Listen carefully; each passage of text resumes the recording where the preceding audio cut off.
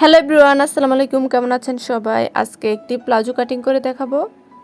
এটাকে ফ্যান পায়জামা বলতে পারেন। পায়জামার লম্বা হবে 40 ইঞ্চি আর কোমর হবে 50 ইঞ্চি। এখানে আড়াই গজ কাপড় আছে। প্রথমে আমি কাপড়টাকে 4 ভাঁজ করে নেব। এদিকে আমি সমান করে 4 ভাঁজ করে নিয়েছি। তারপর এখন আমরা উপরের মাপটা নেব। এখানে উপরে রাবারের জন্য 2 ইঞ্চি রেখে দেব। তারপর দাগটা দিয়ে দেব।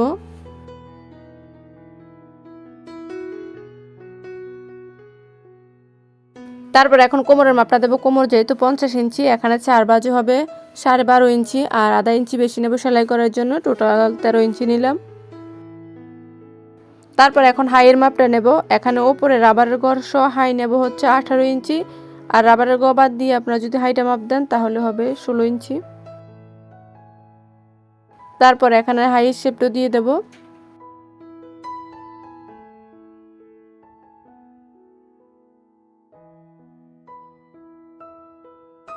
এখন দাগ অনুসারে কাটিং করে নেব।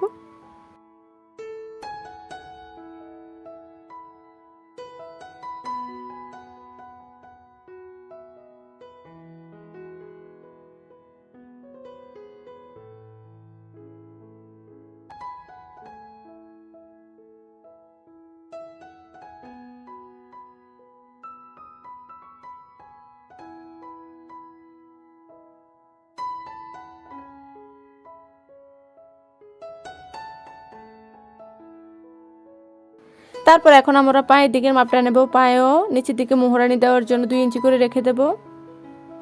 তারপর দাগটা দিয়ে দেব। এখন আমরা নেব হচ্ছে পায়ের ডোলার মাপটা। আপনারা যতটুকু দিতে চান ততটুকুই নেবেন। এখানে আমি দিলাম হচ্ছে 10 ইঞ্চি আর আধা ইঞ্চি বেশি।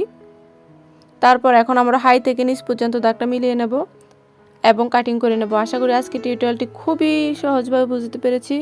ভিডিওটি ভালো লাগলে প্লিজ একটি লাইক দিবেন এবং চ্যানেলটি সাবস্ক্রাইব করে দিবেন। ফেসবুক পেজ এবং ইনস্টাগ্রামে ফলো করতে ভুলবেন না।